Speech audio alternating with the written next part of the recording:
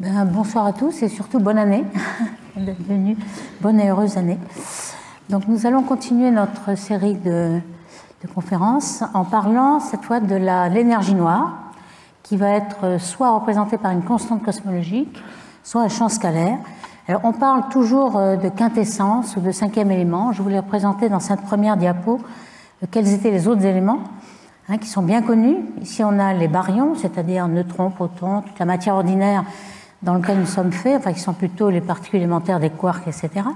Puis on a les leptons, les neutrinos, les électrons, muons, etc., taux.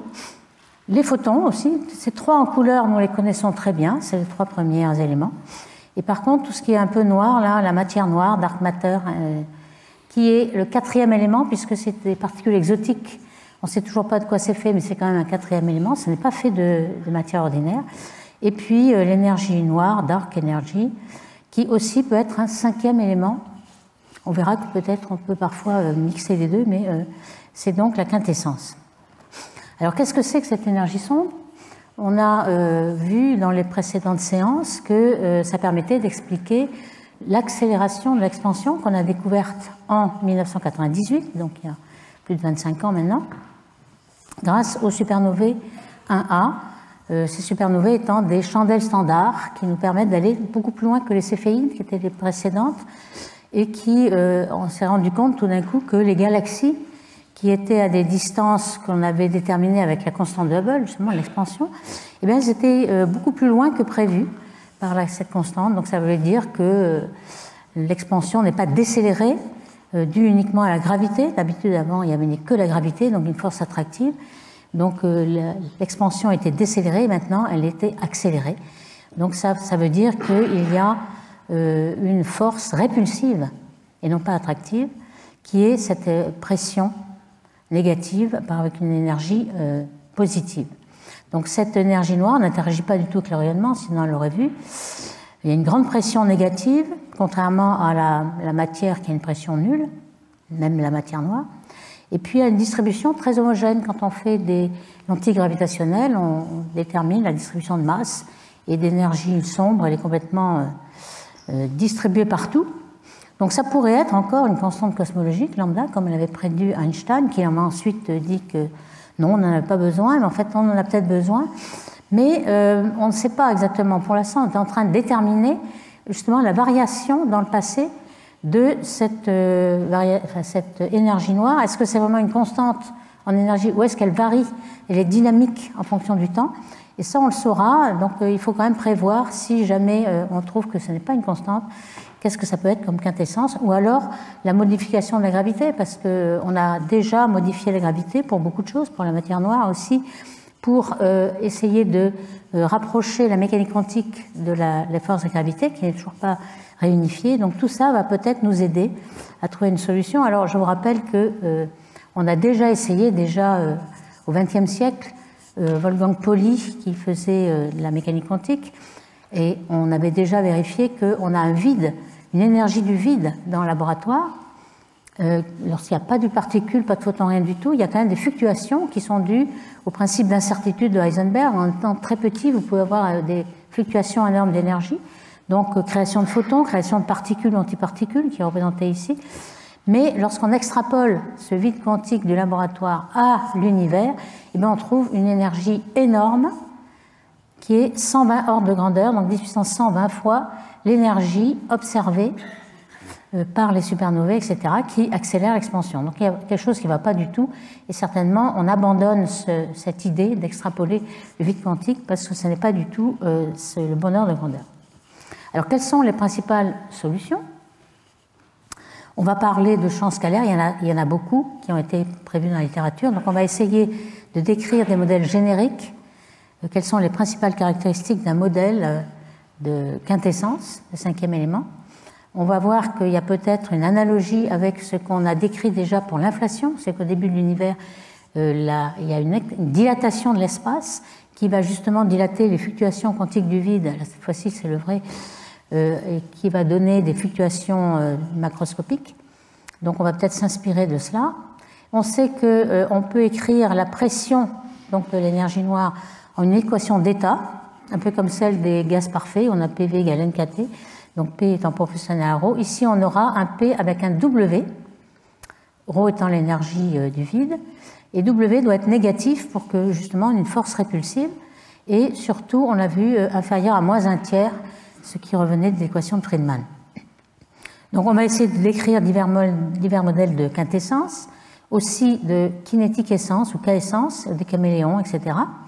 Et puis, on verra aussi qu'il y a d'autres modèles fluides. L'intérêt de ces modèles fluides, comme le gaz de Chaplygin, c'est de rapprocher, de faire dans le même formalisme, de rapprocher la matière noire et l'énergie noire. Dans certaines circonstances, ce serait la matière noire, dans l'autre, l'énergie noire. Donc ça permettrait de simplifier un petit peu. Et puis, on essaiera de décrire un petit peu les entreprises de gravité modifiée. Est-ce que ça marche? Est-ce qu'il y en a beaucoup de tentatives? Par exemple, la théorie des cordes, la théorie gravité quantique à boucle, qui était là, non pas pour l'énergie noire au départ, mais pour essayer de rapprocher mécanique quantique et gravité, et que peut-être on pourra trouver une solution à l'énergie noire dans ce cas-là. Alors déjà, on pourrait dire que on a des contraintes. Est-ce qu'en fonction du temps, est-ce qu'on peut avoir une grande variation de cette énergie noire? Alors en général, dans cette équation d'état qu'on va revoir souvent, ce W, il va varier. Sa variation, elle est mise par exemple dans le formalisme Chevalier, Polarski, Hilder, donc ces trois initiales, c'est CPL. C'est-à-dire qu'on va écrire qu'on a une valeur à z égale 0, aujourd'hui, localement, et puis une valeur qui dépend du redshift, z, en termes z sur 1 plus z, ou bien 1 moins a étant le rayon caractéristique de l'univers. Comme vous savez, le rayon A, si on le calibre pour être 1 aujourd'hui, eh bien, il est égal à 1 sur 1 plus z. Donc 1 moins a, c'est exactement égal à z sur 1 plus z, donc c'est la même chose. Mais ça veut bien dire que lorsque z égale 0, on a bien cette W0. Et la variation est remise dans ce terme WA.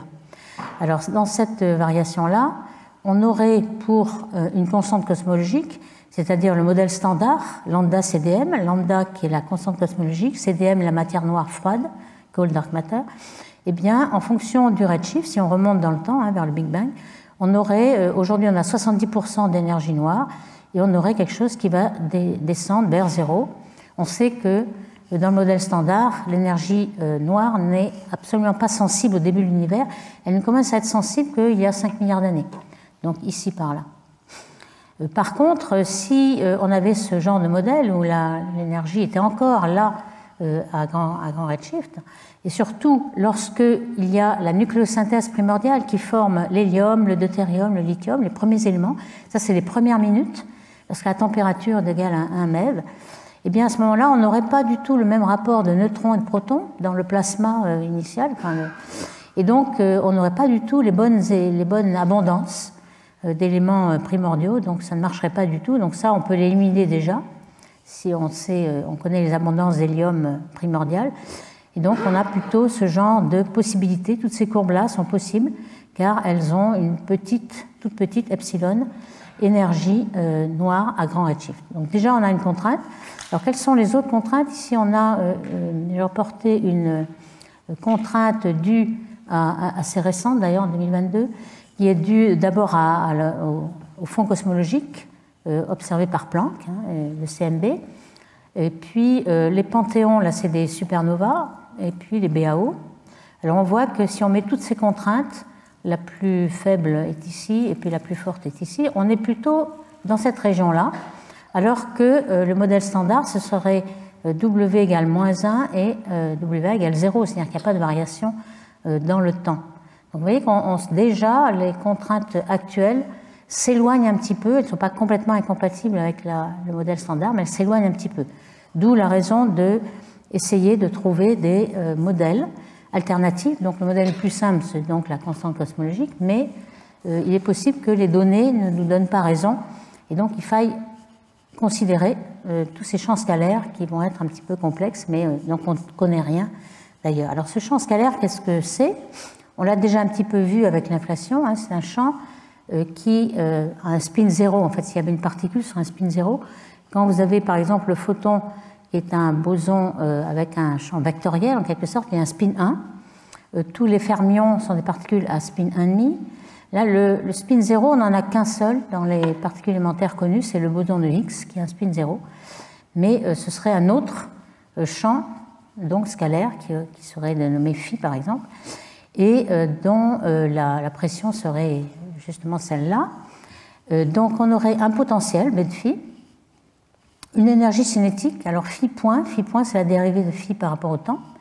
Donc on a 1,5 de phi point 2, c'est l'énergie cinétique. La pression est égale à cette énergie cinétique moins le potentiel. La densité, c'est la somme de l'énergie cinétique et du potentiel.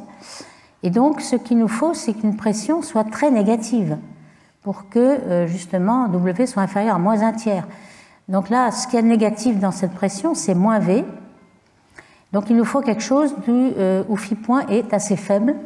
Le terme cinétique doit être faible pour que la pression soit négative et qu'il y ait une expansion accélérée de l'univers. Donc il faut que ce soit quelque chose qui descende lentement. Vous voyez, V de phi là, descend vers sa position d'équilibre, qui roule lentement. Et c'est un petit peu ce qu'on avait dit pour l'inflation. On avait un champ scalaire qui roulait lentement vers sa position d'équilibre. C'est dû à ça. Alors on a aussi cette équation de conservation de l'énergie qui est ici. On peut obtenir cette équation qui ressemble un peu à un oscillateur harmonique avec un terme de friction qui est proportionnel à la constante de Hubble. Donc si on essaie de calculer le petit w, qui est le rapport de P sur ρ, donc ça va être P ici et ρ, donc on va faire le rapport des deux, W. Vous voyez qu'on a l'énergie cinétique moins le potentiel et la même chose avec plus. En fait, on n'a qu'un seul terme qui est intéressant. Là, on peut donc diviser par ce terme cinétique, on va appeler Tkin. Donc on a 1 moins cette quantité, V sur Tkin, et plus V sur Tkin. Donc on a une fonction d'une seule variable que l'on peut plotter ici. Ici, on a cette variable, le rapport de l'énergie potentielle sur l'énergie cinétique, et puis W. Alors on voit que W, si cette quantité est égale à moins 1, W va être infini. Donc on a bien cette asymptote-là, infini. Et puis si V sur Tkin tend vers l'infini, alors par contre W tend vers moins 1. C'est justement la constante cosmologique, c'est cette deuxième asymptote. Vous voyez qu'on a deux asymptotes et on a une hyperbole. En fait, une hyperbole qui occupe ces deux régions du diagramme avec les deux asymptotes. Pour W égale 1, on aura un fluide rigide, ça ne correspond pas du tout à ce qu'on veut. Pour W égale 0, ici, matière noire froide. Si W égale 0, la pression est nulle, donc c'est plutôt une matière. Et en fait, ce qu'on veut, c'est W négatif et proche. C'est donc cette région-là qui nous intéresse entre moins 1/3 et moins 1. Alors, ce qu'on a mis ici en vert, là, on l'appelle fantôme. Pourquoi ? Parce que l'énergie cinétique est négative. On a une énergie ou une masse négative, ce qui n'est pas du tout physique. En tout cas, c'est quelque chose de complètement instable. Et on va essayer de s'intéresser à cette instabilité. Pourquoi c'est complètement instable ? En fait, certains ont dit, bon, peut-être que les données vont nous donner une région, une exploration vers W égale moins 1 avec des barres d'erreur. Donc il faudrait peut-être considérer cela, bien que ce soit normalement très peu physique. C'est-à-dire que dans une façon temporaire, alors le temporaire étant très long, puisque c'est l'âge de l'univers quand même, c'est un petit peu tiré par les cheveux, mais enfin. Cette situation de W inférieure à moins 1 strictement n'est pas du tout physique, il y a une densité d'énergie qui croît avec l'expansion, etc. Mais j'en parle parce que c'est ce que exploitent beaucoup les livres de science-fiction en disant que le futur de l'univers, ce serait un grand déchirement, le Big Rip que vous avez peut-être vu, et tel. Mais en fait, ça n'existerait pas. Si vraiment on prend que les quantités physiques, on doit avoir W soit égal à moins 1, soit supérieur à moins 1, mais on n'aura jamais ce genre de situation non physique. En fait, on a une condition comme ça, null dominant energy condition, pour prévenir cette désintégration d'énergie ou la propagation supérieure à la vitesse de la lumière, etc. Il faut de toute façon que l'énergie soit positive pour qu'il y ait une courbure nulle. Ça, on a une des contraintes observationnelles. Alors, pour ces contraintes, justement, Carroll et collaborateurs avaient bien détaillé toutes ces valeurs possibles. Je ne rentrerai pas dans les détails, mais selon que l'on... Alors ici, on a le diagramme P et ρ. Selon que la densité doit être positive normalement, donc on doit être dans ce secteur. Il y avait plusieurs cas possibles, mais le cas le plus physique, en fait, c'est d'avoir ρ positif, d'avoir ρ plus P aussi positif, donc on a cette diagonale, et puis ρ moins P aussi, cette diagonale-là. Peut-être celui-là est peut-être plus physique puisque c'est W égale moins 1 tiers, on a ρ plus 3P positif, et on a vu qu'il n'y avait d'accélération que si on est dans cette partie-là. Donc c'est plutôt cette partie-là qui serait positive. Donc en fait, on arrive dans les modèles à représenter surtout cette condition de nulle dominante énergie conditionnelle. Alors si on regarde ce diagramme pression-énergie, densité d'énergie, je vais tout de suite à ce gaz de Kapligin, que je décrirai un peu plus tout à l'heure, mais qui est très intéressant. Pourquoi? Parce que, vous voyez, avec la pression, il y a plusieurs formes. Normalement, c'est surtout 1 sur ρ. Donc, lorsque ρ est très grand, vous avez 1 sur ρ. Donc, ça va être cette partie-là. Ici, vous avez W égale moins 1 tiers. Donc, ici, il n'y a pas d'accélération. Il faut qu'on soit dans la partie grise pour qu'il y ait une accélération et qu'on s'arrête à W égale moins 1, c'est-à-dire à la constante cosmologique. Donc, c'est toute cette partie-là qui, normalement, nous intéresse, et physique. Et alors, pourquoi cette forme-là est assez intéressante? C'est qu'on a, lorsque la densité est très forte, par exemple, vous êtes dans une surdensité de l'univers, des galaxies, des amas de galaxies, etc., et on a quelque chose qui devient zéro. Lorsque ρ est très fort, ça devient zéro. On est ici. Et donc, on a, si on a une pression nulle, c'est plutôt une matière, c'est une matière noire. Donc, le fluide deviendrait matière noire lorsqu'on a besoin justement de beaucoup de matière dans les halos autour des galaxies. Et puis, lorsqu'on aurait ρ très faible, on peut négliger à ce moment-là le dénominateur, et on aurait quelque chose qui est réparti un peu partout et qui représenterait plutôt une énergie noire. Donc ce serait quelque chose qui ferait un peu les deux. C'est pourquoi ce genre de modèle a un petit peu d'attractivité. Donc j'avais mentionné aussi qu'il y a une symétrie, enfin un rapprochement à faire avec l'inflaton.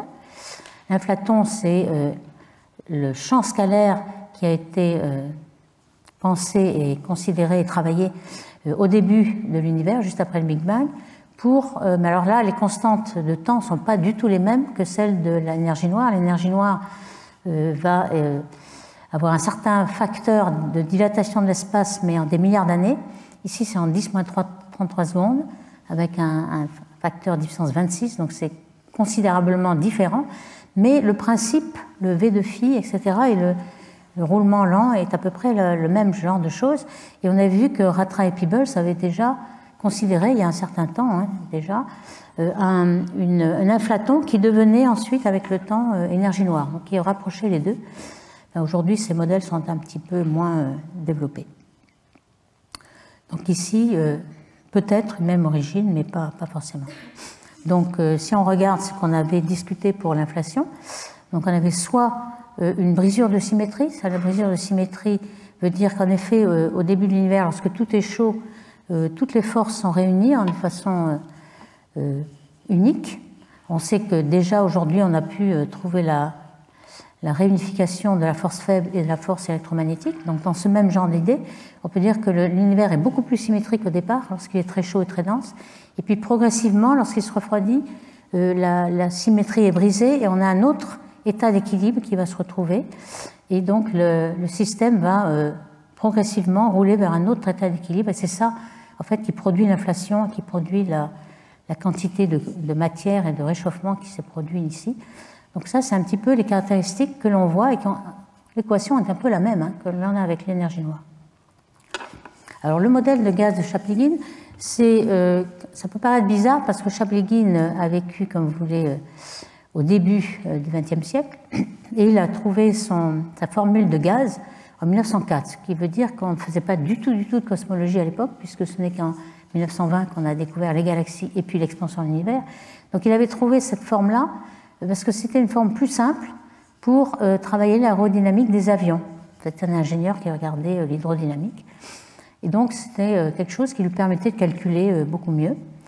Et donc on reprend l'expression, mais évidemment pas du tout la même physique que pour essayer de trouver quelque chose qui représente le fluide qui serait l'énergie noire. Alors il y a beaucoup au départ c'était ça, maintenant il peut y avoir d'autres formes avec un exposant alpha. Et la grande idée là, c'est que l'énergie noire deviendrait matière noire et inversement. Et donc on n'aurait qu'un quatrième élément. On appelle ça parfois quintessence parce qu'il n'y a qu'un seul élément. bien sûr quatrième. On n'a pas besoin de cinquième élément. Donc lorsque ρ est très grand, la pression est nulle et on a une matière noire qui ensuite se désintègre en énergie noire lorsque on a une densité très très petite. Alors cette paramétrisation, elle est un petit peu, elle peut être très complexe, hein, il y a beaucoup de développements possibles, je passerai rapidement là-dessus. On a pensé à un certain terme de viscosité qui permettrait de passer la barrière de W égale moins 1. Donc là, il y a aussi un rapprochement avec la théorie des cordes qui permet de trouver un gaz de Chaplygin dans certaines branes. Et puis, avec toutes ces... récemment, Zhang et al. En 2022 ont essayé de regarder un peu les quelques modifications du gaz Chaplygin qui étaient proposées dans la littérature. On voit qu'il y en a certains qui marchent bien. Alors ici, le paramètre Q, c'est la décélération de l'univers, la dérivée seconde de la constante de Hubble. Ici, c'est plutôt la constante de Hubble, R. Et on voit que si le lambda CDM, c'est la bleue turquoise, on voit qu'il y en a au moins deux modèles qui marchent bien et que ces deux-là peuvent être éliminés.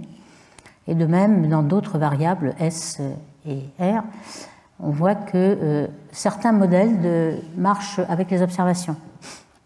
Alors, est-ce qu'ils marchent aussi avec la structuration de l'univers? Alors ici, on a la loi, le spectre de puissance des structures en fonction de leur nombre d'ondes K. K, c'est 2 pi sur lambda, lambda la taille des structures. Donc ici, on a les petites structures, ici les grandes. On voit que ce qui est prédit par ce genre de formulation marcherait avec la structuration de l'univers. Donc il y a quand même une certaine adaptation aux observations. Il y a par contre d'autres modèles qui sortent lorsqu'on a W qui tend vers moins 1 et au-delà, d'un champ tachyonique. Alors tachyonique, ça vient du fait qu'on a peut-être une masse imaginaire avec un M2 négatif et peut-être une propagation supérieure à la vitesse de la lumière. Donc c'est dans la partie instable. Et donc alors je la mentionne quand même parce que ce genre de modèle prévoit que l'univers n'est pas en expansion accélérée jusqu'à l'infini. En fait, ce qu'on extrapole aujourd'hui dans le modèle standard, c'est que la densité de matière va se diluer jusqu'à l'infini et ce sera la dilution qui est l'avenir, le destin de l'univers. Et on peut penser que dans certains modèles, on a une grande décélération, ce qu'on appelle le Big Break, et que finalement cette accélération va se décélérer. On n'est jamais à l'abri d'un modèle comme celui-là, donc peut-être, on n'est pas sûr que finalement l'accélération va durer jusqu'à l'infini. Alors ici, c'est un développement de ce freinage brusque. Ici, où on a le champ T qui est le champ phi, en fait le champ scalaire phi tachyonique ici, et le diagramme de phase de T avec sa dérivée. Et on voit qu'il y a ici une séparatrice entre toutes les possibilités et un freinage brusque qui est calculé par Guérini et al. Alors, cette énergie noire, elle est depuis quelques années, elle est utilisée pour essayer de résoudre les tensions qu'il y a dans le modèle standard de lambda CDM. Ces tensions, on en a parlé dans l'épisode précédent, plutôt l'année dernière.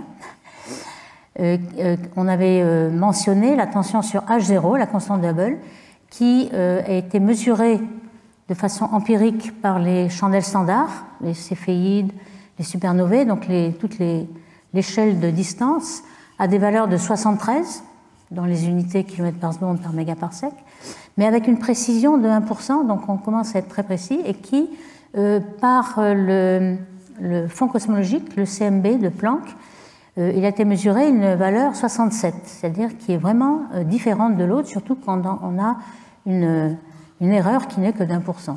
Donc cette tension est très intéressante et beaucoup de gens s'y intéressent. Il y a aussi une tension sur le S8. Alors qu'est-ce que c'est que le S8? C'est la structuration des grandes structures, galaxies et amas de galaxies. Et ce paramètre de structuration est très grand au début de l'univers, mesuré par le fond cosmologique de Planck, à nouveau. Et lorsqu'on regarde les galaxies aujourd'hui et toute la structuration des amas de galaxies, eh bien, c'est beaucoup moins. Donc on a le même problème de tension sur H0 et sur S8. Et donc on aimerait savoir quelle est la solution à ce genre de problème. Est-ce que ça peut être lié à l'énergie noire, justement? Alors par exemple, ces dernières années, beaucoup ont proposé qu'il y ait un épisode de énergie noire, donc DE, précoce. Alors précoce, ça veut dire ici, vous avez le Big Bang, hein, symbolisé par cette accélération de l'expansion ici. Ici, vous avez la dernière surface de diffusion qui est vue dans le fond cosmologique. Et donc, bien avant la dernière surface de diffusion, donc la dernière surface de diffusion, c'est Z égale 1000, là, puisque la température doit être égale à 3000 pour que les protons et les électrons se recombinent en atomes d'hydrogène. Donc, ça nous fait que Z égale 1000 et la température, c'est 1 plus Z fois le 3 degrés Kelvin qu'on a aujourd'hui. Donc, ici, on aurait bien avant, c'est-à-dire Z égale 3000 ou 4000, un épisode d'énergie noire. Alors ça paraît curieux puisqu'on a vu que dans le modèle standard, l'énergie noire n'est pas du tout sensible dans cette phase-là de début de l'univers. Mais ça pourrait être une solution à cette tension. Alors pourquoi c'est une solution à cette tension?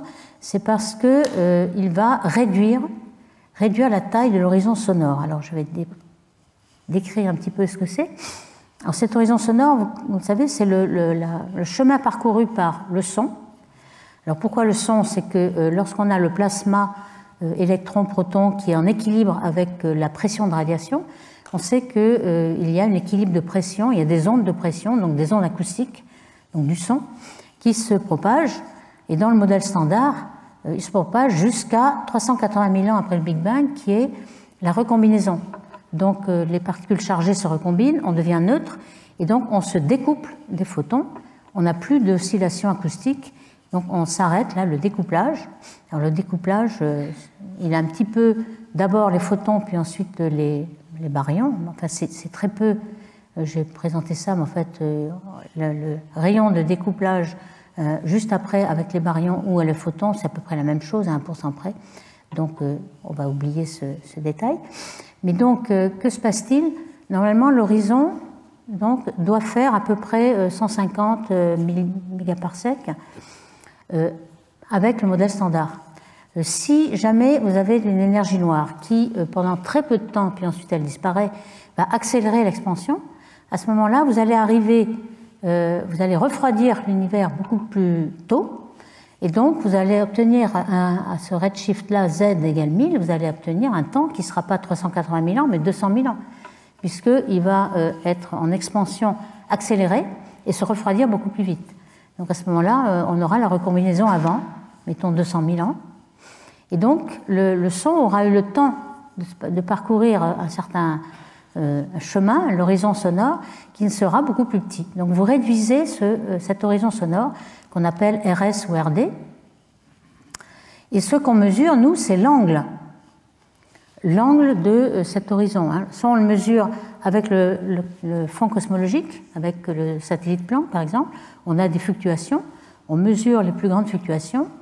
Je vais le remettre dans les slides suivantes. Et on mesure donc le rapport entre cette règle, horizon sonore, divisée par la distance qui nous relie avec cette horizon sonore. Et cette distance, eh bien, elle varie comme 1 sur h. Alors h, ici, qu'est-ce que c'est? La constante de Hubble au carré, c'est la matière, la densité de rayonnement, parce qu'au début, il y a beaucoup de densité de rayonnement, mais elle va décroître en 1 plus Z4, donc elle va devenir négligeable. Donc c'est surtout la matière ordinaire et puis la constante cosmologique dans le modèle standard. Donc cette h-là, vous voyez que le produit RSD, ça va être RS sur D, ça va être le produit RH. Donc on a R et H qui sont liés ils sont inversement proportionnels. C'est-à-dire que si on a un θS, on mesure un θS dans le satellite Planck, et le satellite Planck a mesuré ça, c'est la barre d'erreur que vous avez ici en vert, eh bien, on a soit un grand RS et un petit h, soit un petit h et un grand RS, en fait. C'est le produit RS-H qui est mesuré. On mesure l'angle. Avec les BAO, c'est plus tard, on mesure la même chose. C'est l'horizon sonore, mais qui était en expansion avec l'expansion de l'univers, et puis qui a été gelé. Cet horizon est gelé dans la matière, et on la mesure à Z égale 1 ou 2. Alors évidemment, là, on n'a pas la même pente. Ici, il y a plusieurs θS selon la valeur d'oméga m. Et puis, lorsqu'on mesure un BAO, plus tard, on aura cette hyperbole là, qui est ici. Alors, ce que vous voyez, c'est que il y a c'est la tension de Hubble. On appelle SHOES, c'est le programme qui mesure les supernovas. Alors pourquoi ça s'appelle SHOES? Ça c'est la magie des acronymes. S veut dire supernova, puisqu'on les mesure avec les supernovas, pour H0. Alors ici vous avez H0 et puis vous avez l'équation d'état. Donc le consortium qui mesure les supernovae s'appelle SHOES et il mesure 73, plus ou moins 1 km par seconde par mégaparsec, cette constante de Hubble.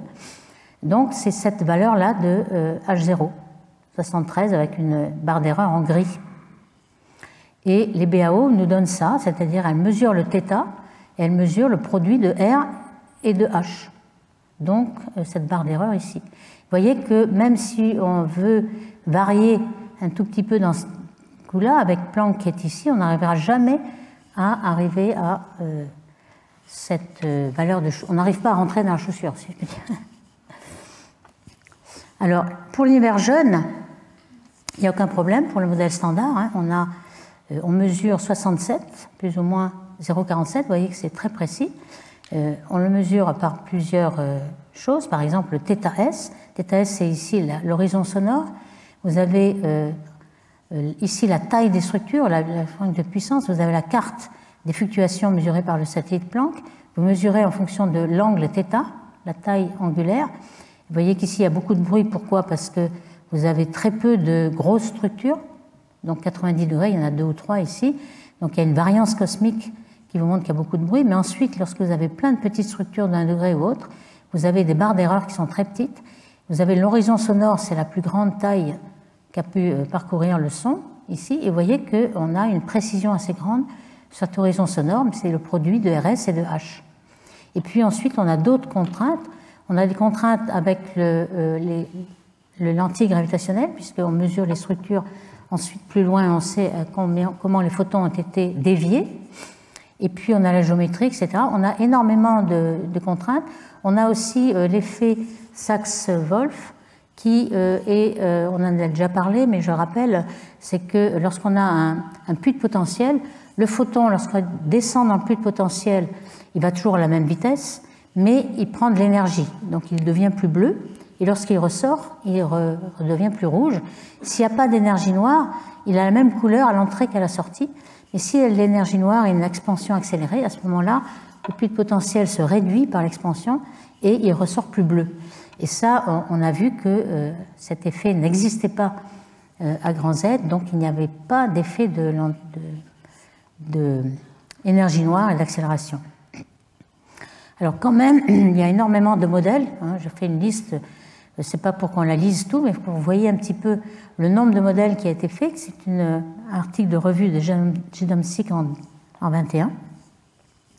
On a le modèle standard, lambda CDM, et on voit s'ils arrivent à correspondre aux données dans la structuration de l'univers, le paramètre S8, la constante de Hubble, H0, et puis, bon, RH ici.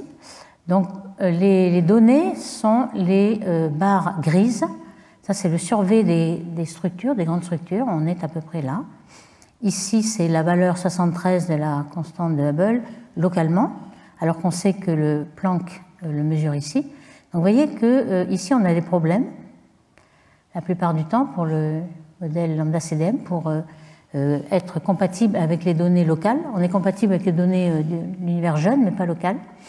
Et puis, on a des modèles avec une énergie noire précoce, un épisode d'énergie noire précoce, donc d'accélération de l'expansion précoce.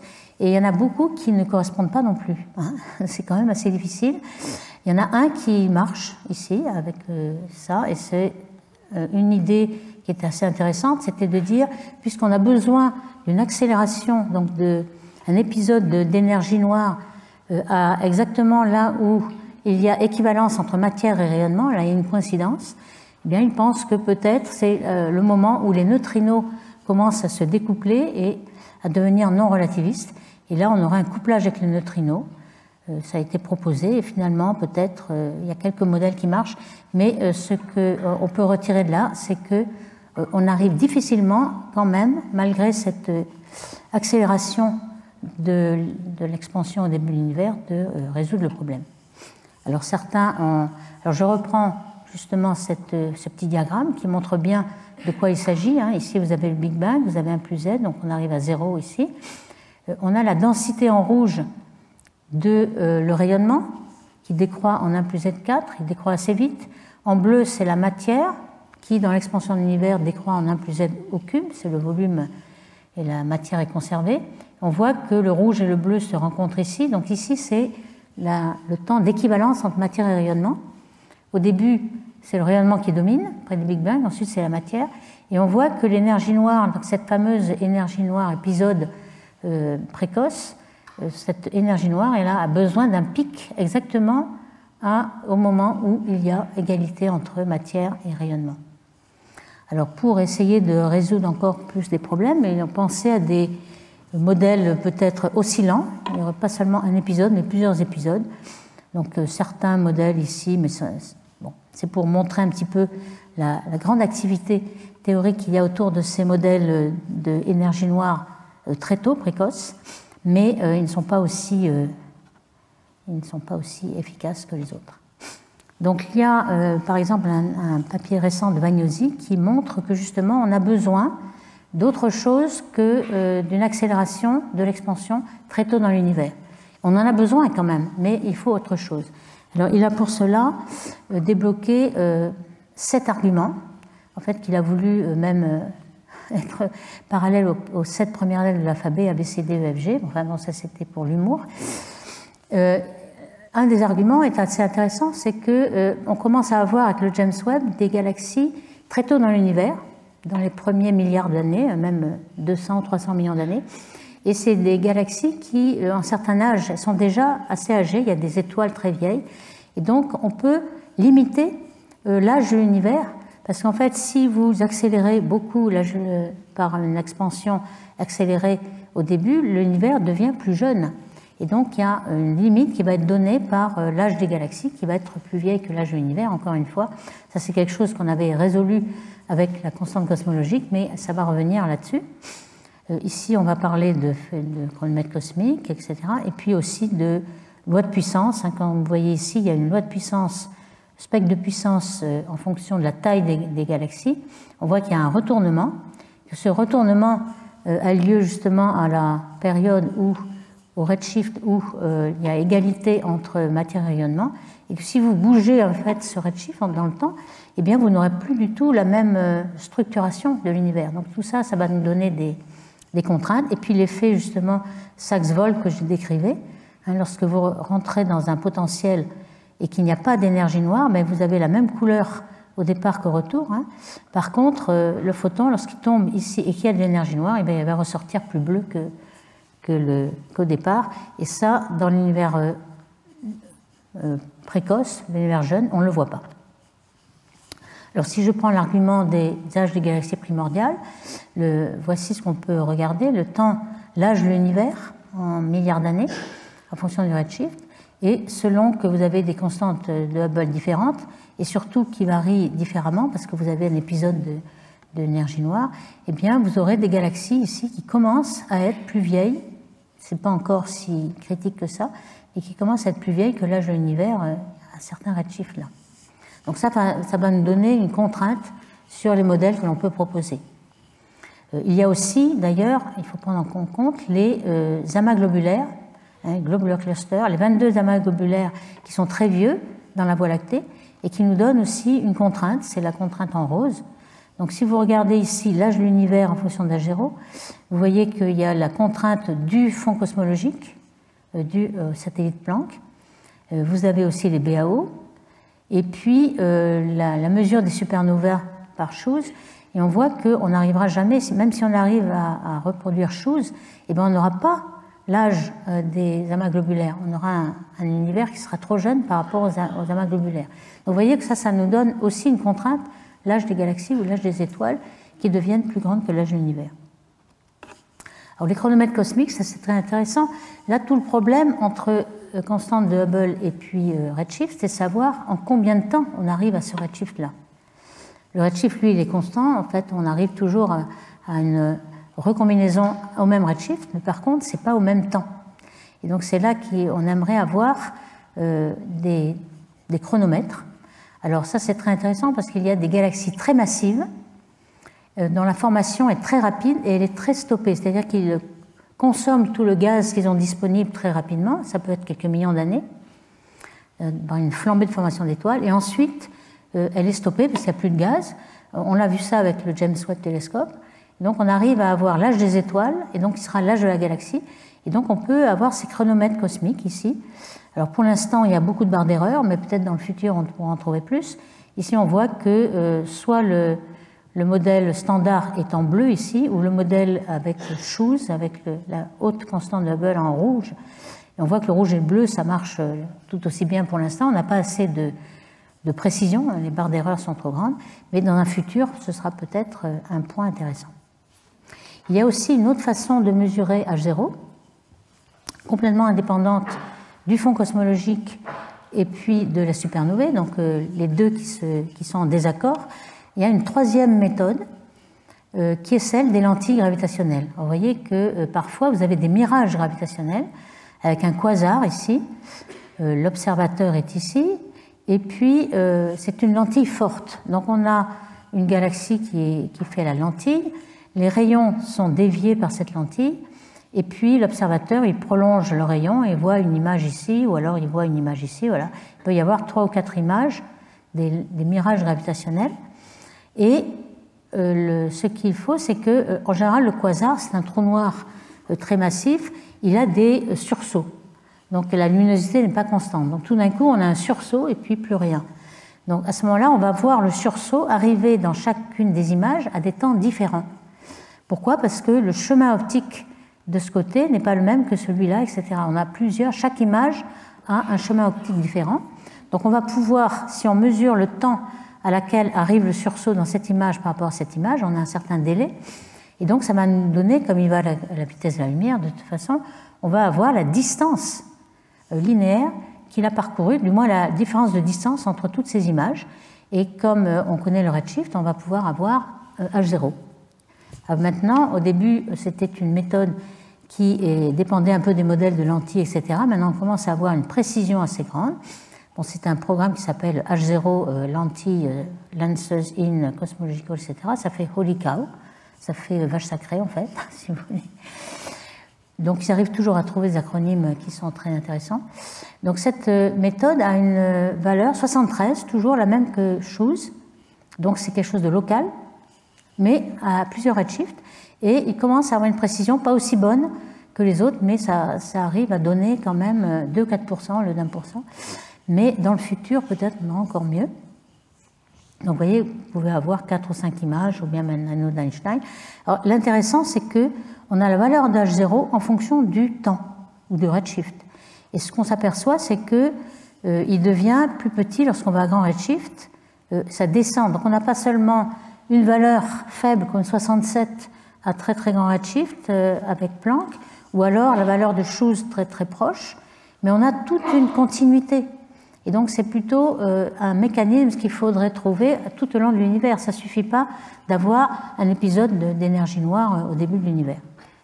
Alors ici c'est la même chose, hein, on voit que H0, selon les diverses méthodes, alors ici on a la valeur de Planck qui est très précise en 2018, et puis le Shoes qui est ici. Bon, on a une valeur, une autre méthode Télécosmo, mais qui n'est pas encore très précise, il y a une barre d'erreur très grande, mais on voit que on a toute une continuité en fonction du temps à laquelle on mesure cet H0, et donc peut-être que c'est une valeur continue en fait de variation d'H0.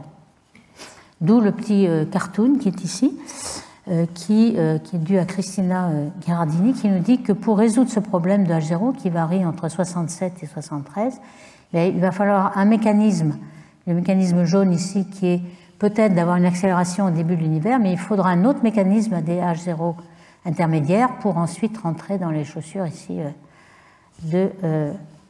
d'une constante de Hubble un peu plus grande. Alors il y a aussi le phénomène S8, qui, j'avais bien dit que le S8 était beaucoup plus haut au début de l'univers. Alors pour Planck, c'est ce qui est en vert ici. On voit que le sigma 8 est quand même plus grand que ce qu'on a avec les BAO, c'est-à-dire les structurations des galaxies qu'on mesure à plus bas redshift.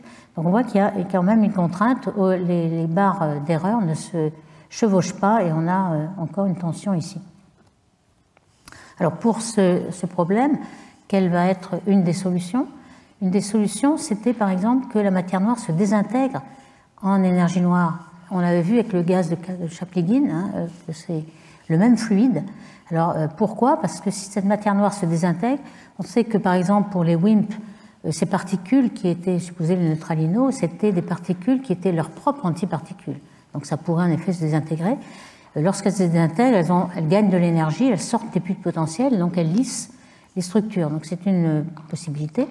Ou alors, penser qu'on ait une matière noire tiède qui a beaucoup moins de petites structures que la matière noire froide qui est le modèle standard. Ici, c'est la différence entre les spectres de puissance par rapport au standard, et on voit que c'est pour les faibles, les petites structures qu'il y a des problèmes, c'est-à-dire les grands cas, donc les petites structures. On n'a pas de différence pour z égale 1, mais ensuite pour z égale 0, il y a beaucoup de problèmes. Alors, pour en finir avec cette constante de Hubble et cette activité assez grande des physiciens ici, on voit le nombre de papiers en fonction de l'année qui mentionnent les travaux sur la constante de Hubble et le mètre, hein, je devrais dire Hubble le mètre. On voit qu'ici, jusqu'en 1998, là on a découvert l'accélération de l'expansion, il y a eu un petit regain d'activité, et puis maintenant, lorsqu'on s'est aperçu avec la précision des mesures qu'il y avait une tension entre H0 à grand redshift et localement, alors tout d'un coup, il y a 10 fois plus de papier. Donc on voit qu'il y a une grande activité pour essayer de résoudre ces modèles. Alors, si je fais un petit résumé de ce qu'on voit, hein, je ne vais pas tout décrire, mais on voit que les sources possibles pour cette énergie noire étaient décrites soit par des brisures spontanées de symétrie, un peu comme pour l'inflation, ou la théorie des cordes, on va en dire un petit peu plus, puisque c'est quelque chose qui va essayer de réunir la mécanique quantique et puis la gravité, ou alors la quintessence, ou alors la kinétique essence, qui revient au gaz de Chaplygin, et puis les caméléons. Alors je vais parler un peu plus du caméléon ici, avec un écrantage, parce qu'il y a beaucoup de théories comme ça, avec le mécanisme de Weinstein, qui prévoit des gravités modifiées à grande échelle pour des systèmes qui sont presque linéaires, donc pas très non linéaires, la densité est faible, les fluctuations faibles. Et puis dès qu'on arrive à des fortes densités et des physiques non linéaires, on a besoin d'écranter, on va expliquer pourquoi. Alors caméléon, ça veut dire que justement, comme le caméléon ici qu'on a mis sur un environnement un peu vert, eh bien, il prend la couleur de l'environnement. Donc ici, on sait qu'il y a des particules qui vont prendre de la masse lorsque l'environnement sera plus massif, ainsi de suite. Alors, par exemple, les caméléons, ils s'écrantent, c'est-à-dire que dans les zones très denses, alors la galaxie, les galaxies ou les milliers de galaxies, ou évidemment la Voie lactée, il y aurait une masse efficace qui leur donnerait une portée un peu plus petite. Hein. Vous savez que les photons ont une masse nulle, donc la portée de l'interaction électrique et électromagnétique est infinie. Dès qu'on a une masse, enfin le médiateur a une certaine masse, la portée diminue. Donc s'il y a une forte masse, on pourrait dire que la portée est plus faible et ainsi de suite. Donc c'est quelque chose qui varie en fonction de l'environnement. Donc c'est ça l'écrantage. Et aussi, le gros problème est que on va violer le principe d'équivalence qui, lorsqu'on est sur Terre, alors je me réfère ici à la dernière expérience de vérifier le principe d'équivalence de la masse inerte et la masse gravitante, et aussi, quel que soit le matériau, vous avez exactement la même réponse, masse inerte et masse gravitante. Ici, vous avez la dernière satellite qui a été envoyée autour de la Terre avec des éléments comme le platine et un autre élément. Et on a vu que la chute libre, en fait, on a essayé d'avoir une chute libre en ayant une petite enveloppe qui essayait d'écranter tout ce qui est les perturbations du Soleil, le vent solaire, etc., les rayons cosmiques. Alors, tout ça, on a, grâce à un laser, compensé toutes les variations. Et donc, les masses étaient vraiment en chute libre, en rotation autour de la Terre, et on a vérifié ce principe d'équivalence à la précision de 10-15. Donc c'est énorme, donc on a besoin que s'il y a un couplage avec la masse, on garde ce principe d'équivalence.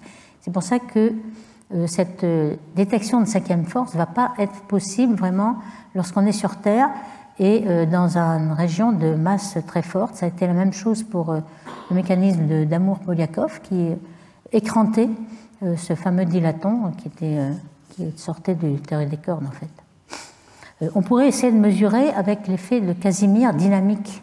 Alors qu'est-ce que c'est que cet effet dynamique? Ça n'a pas encore été mesuré, hein, mais c'est une expérience pour le futur.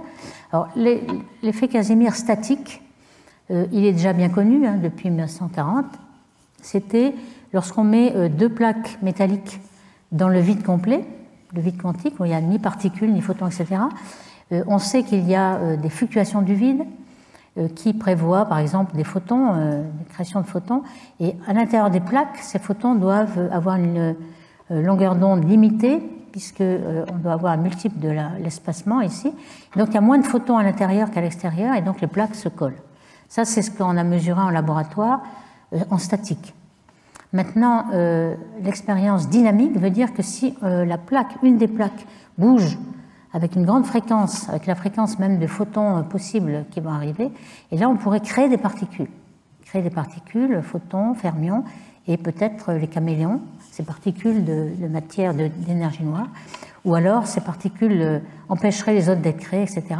Donc ça, c'est une expérience qui est en train d'être essayée, mais pour l'instant on n'y arrive pas, parce qu'il faut vraiment fournir une énergie terrible pour faire vibrer une des plaques, mais peut-être dans le futur on aura une possibilité de mesurer ce genre de physique. Donc je vais terminer en essayant de terminer avec la gravité modifiée. Alors, cette énergie noire, je vous ai dit qu'on a les deux solutions. Dans l'équation d'Einstein, on a d'un côté la géométrie, hein, la courbure de l'univers, la géométrie de l'univers. R, c'est le rayon de courbure, ici c'est le tenseur de Ricci. Et la courbure de l'univers est égale à toute la masse, le tenseur énergie-impulsion qu'on a à droite. Alors jusqu'à présent, on a décidé d'avoir une énergie noire, un champ scalaire, etc., qu'on mettait à droite, puisque c'était une énergie qu'on rajoutait.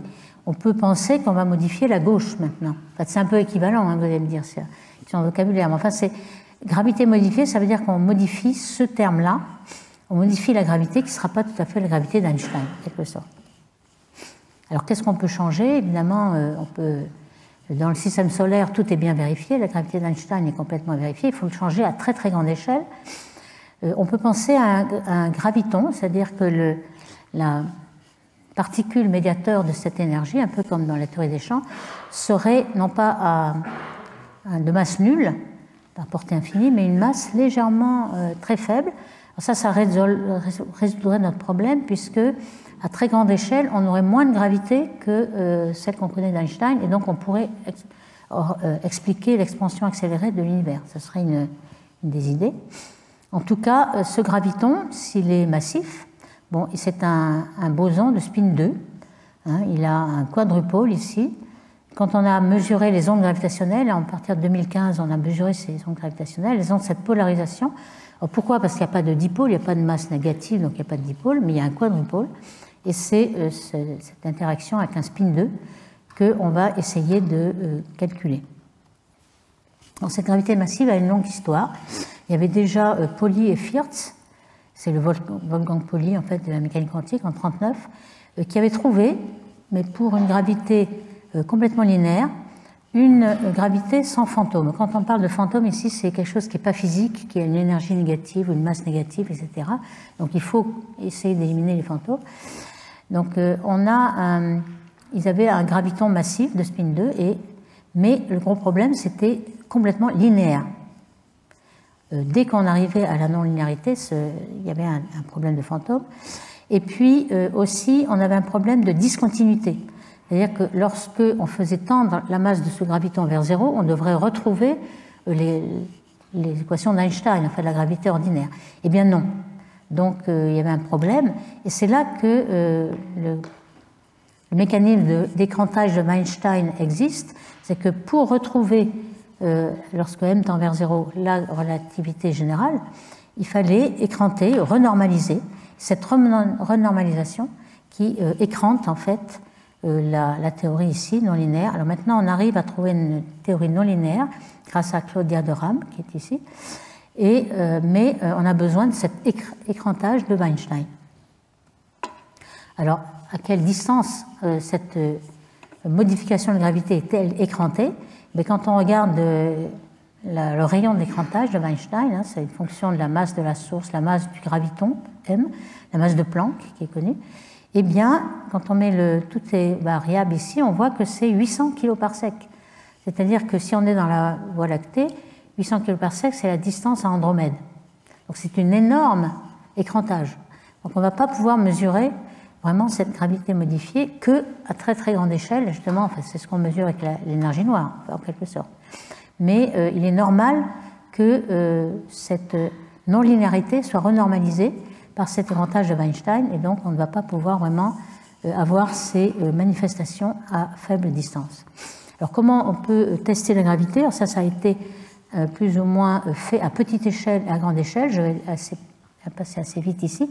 Ici, vous avez la longueur à laquelle on fait l'expérience. Alors ici, c'est 1 centimètre et beaucoup moins. Donc c'est en laboratoire. Et toute la zone jaune a été enlevée. Alors jaune, en fonction de alpha, vous voyez, c'est la modification éventuelle d'une gravité, d'un potentiel newtonien en Gm1 sur R. Et puis un petit alpha, une modification. Et on voit qu'on a déjà quand même en laboratoire des contraintes sur la modification vraiment d'une gravité. Alors, à ces échelles-là, qui sont des échelles planétaires, on a de la géophysique, on a des radars, on a des lasers, etc. Et on a aussi éliminé une grande partie de la possibilité de modifier la gravité. Alors, il y a une autre gravité qui a occupé pas mal de personnes aussi, c'est Dvali-Gabadze-Porati, DGP. L'idée était de dire que nous sommes à 3 dimensions ici dans notre modèle et que la gravité va se développer dans une 5e dimension. C'est un peu comme les cordes, mais pas tout à fait. Avec les cordes, on a 26 dimensions, donc là c'est juste une 5e. Et que cette 5e dimension va arriver à une certaine longueur typique qui est assez grande en fait, et qui, donc au-delà d'une certaine taille, on aurait finalement une gravité plus légère puisque le graviton s'en va dans la 5e dimension et n'est plus dans la 3e. Donc ça nous dégravite en quelque sorte et ça peut simuler une énergie noire. Alors maintenant j'en viens à la quantification, hein, c'est-à-dire comment peut-on expliquer la gravité quantique, donc mélanger un petit peu, essayer de rendre compatible la mécanique quantique et la gravité. Alors on sait que jusqu'à présent, en gravité ordinaire, on a toujours des singularités, par exemple le trou noir, le Big Bang, et ça, déjà, la théorie des cordes avait essayé d'enlever les singularités. Par exemple, une particule comme l'électron, elle est très ponctuelle, donc les particules étaient des cordes. En fait, c'est ça la théorie des cordes, les particules sont remplacées par des cordes, on n'a plus de singularité. Par contre, la théorie des cordes, ce qu'elle faisait était perturbative, c'est-à-dire que l'espace était le même, le support de l'espace n'était pas changé.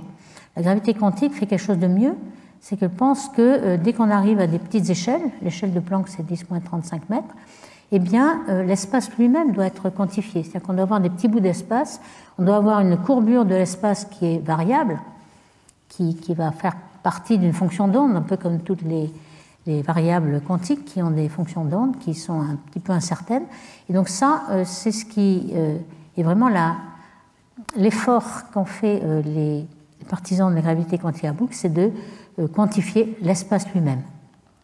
Alors cet espace, il est troué, il est fait de morceaux, de petits grains d'espace, et lorsqu'on arrive à ces petits grains, et en fait, entre les petits grains, il y a un vrai vide cette fois-ci, il n'y a pas de fluctuation de vide, et on arrive à des forces répulsives. Et c'est ça qui va nous donner la pression négative que l'on cherche dans l'énergie noire. Donc peut-être que cette idée de gravité quantique qui au départ était juste fait pour avoir une gravité quantique, mais n'avait pas pensé à l'énergie noire, peut-être elle va nous résoudre le problème de l'énergie noire. Alors dans ce formalisme, le Big Bang que vous voyez ici, eh bien, il rebondit. En fait, il n'y a pas de singularité, donc il rebondit. En fait, il n'y a plus d'espace et de temps, mais on a un autre espace de l'autre côté. C'est mieux que les modèles cycliques, parce que les modèles cycliques, c'est le même univers en quelque sorte, qui revient avec d'autres épisodes, et à ce moment-là, il y avait un gros problème d'entropie que je ne rentrerai pas dans les détails.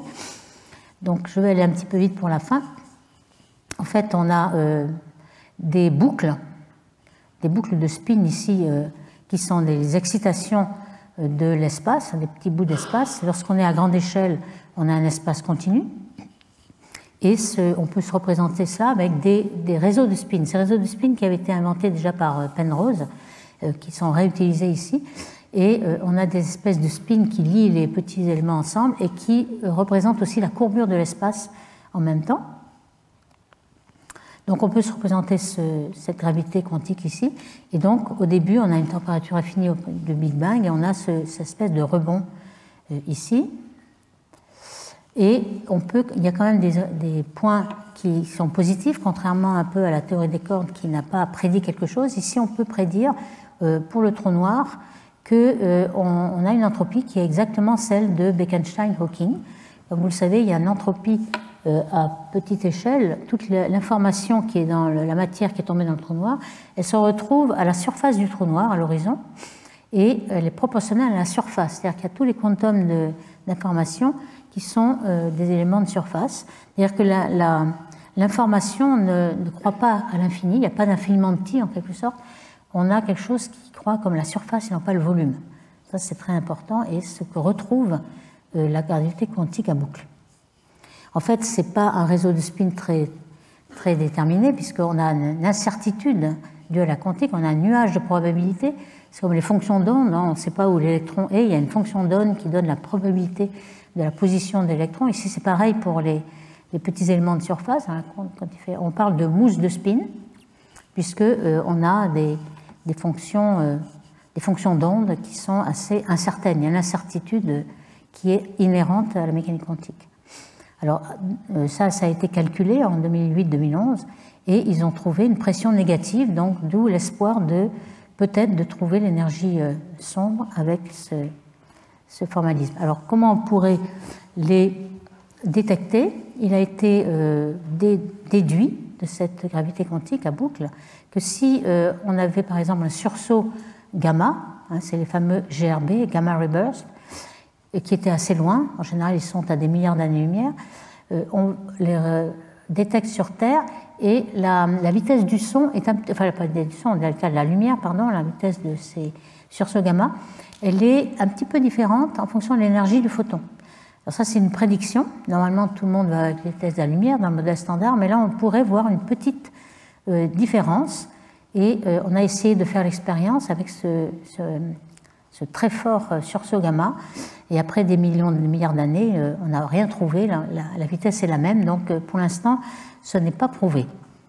Là, je passe, c'est le même gamma ray burst. En fait, il y en a un autre en 2022, le plus brillant des sursauts gamma. On a des photons de 13 à 18 téraélectronvolts, c'est vraiment le plus puissant. Et même ceux-là, on n'a pas trouvé de violation à l'invariance de Lorentz. Tous les photons, n'importe quelle énergie, arrivent au même moment. Donc on n'a pas vérifié ce problème.